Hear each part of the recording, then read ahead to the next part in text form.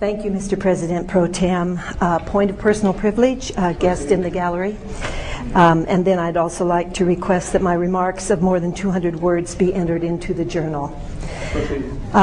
Members, I would like to introduce a very special guest who has been joined today by several of his closest friends. Up in the gallery, we have many of the members of the 9/11 for Truth group, people who are asking for a new, independent investigation of the attacks of 9/11/2001. In particular, I would like to introduce to you a very, very courageous man named Blair Gadsby. I'm going to ask the folks with Blair to help him stand as I tell you just a little bit about him. Blair is very weak because he has been fasting for more than 2 weeks to try to bring attention to the cause of 9/11 truth. This is the 16th day that Blair has gone without food and spent his day outside the office of U.S. Senator John McCain, pleading with the senator to take a look at new evidence of the 9/11 crimes. We have one man here who is sacrificing his own personal needs and desires to stand boldly, pleading for the world to take notice, to question, to research, and not place their lives in the hands of media sound bites, to think for themselves consciously and critically. Blair is an educator, and to me this is what great educators do. Thousands of people all over the country, and actually around the world, have been watching on the internet as this hunger strike progresses here in Phoenix. I want Blair to know that I am one of his biggest fans and that good people everywhere admire him for his courage and determination. Please give a warm welcome to Blair Gadsby and the 9/11 Truth Movement.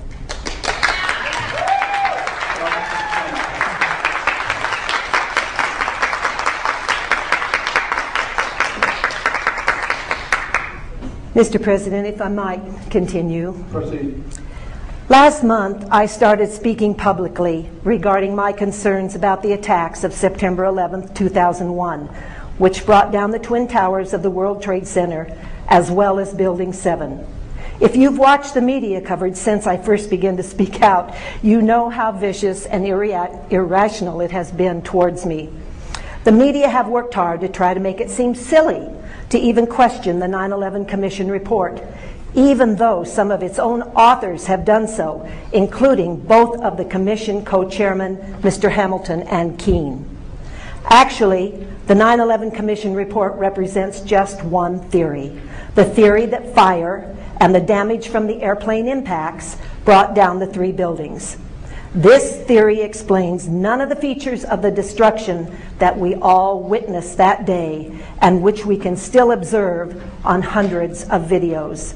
It explains nothing about how in 4 of 4 cases, no hijacking code was transmitted by the hijacked airliners.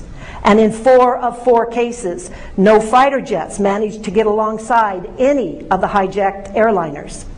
The military officers who lied to Congress about their failure to protect America would have been referred for prosecution by some of the 9/11 commissioners, but those commissioners were told that they did not have that authority. The events of that day were a heinous crime. They were against our nation and our citizens, and the sense of justice that exists in each of us demands to know what really happened and how all the perpetrators will be caught and punished. The speculation and theorizing won't end until a thorough, transparent investigation, free of conflicts of interest, takes place. Among the many theories that you can find on the internet is one that rises above all the rest. It is rock solid, confirmed by hard evidence, and supported by hundreds of scholars, architects, engineers, and other professionals who have the education, training, and expertise to know what they're talking about. This is the theory that explosive demolitions brought down the Twin Towers and Building 7.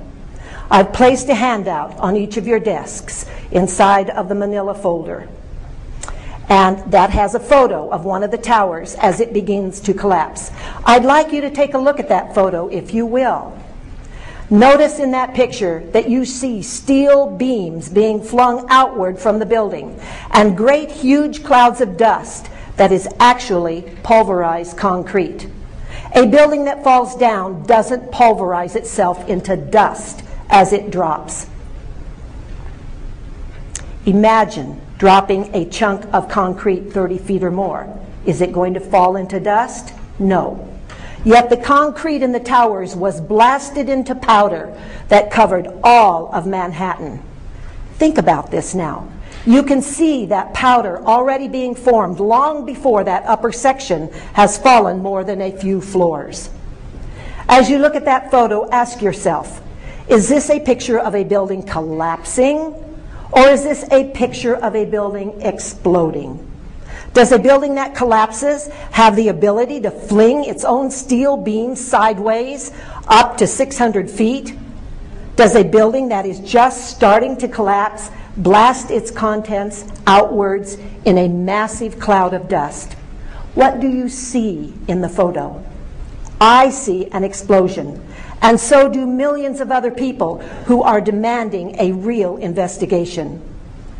More important than simply looking at a photo, engineers, architects, and scientists have evaluated the rubble at ground zero and other aspects of the buildings, and they have found evidence of at least 15 different characteristics of explosion.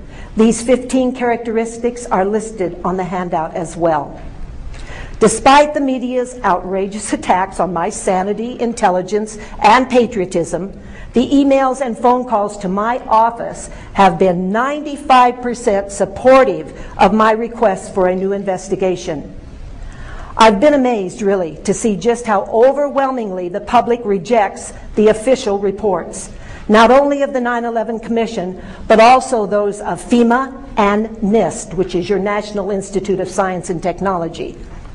I assumed that expressing skepticism about the official story of 9/11 would be a punishing issue for an elected official, but I'm finding that it's quite the opposite. The public wants its leaders to stand up and be counted when it appears that something is wrong. The truth will set you free. Blair Gadsby and my guest today want the truth about 9/11. The American people want the truth about 9/11. They want an independent investigation, and so do I. I have provided each of you with a DVD entitled Improbable Collapse. I'm hopeful that you will watch it with an open mind, and that you'll also study some of the wonderful, well-researched articles on the internet. I've included a list of the most credible websites with your handout. You don't have to embrace every theory about 9/11. Indeed, there are some that should be soundly rejected. But if you believe, as these scientists, architects, and engineers do, that the buildings were brought down by explosive demolition, then you must also agree that we need a new independent investigation. I have no preconceived notions about who did it, and I'm not pointing the finger of blame at anyone, but I do think that the worst attack on U.S. soil in American history deserves the best investigation possible.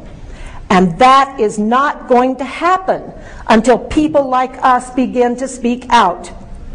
The families of the nearly 3,000 people who died on September 11th, and the families of those who have been poisoned and died from the toxic residue that hung in the air for weeks afterward during the cleanup operation, they deserve to know what killed their loved ones.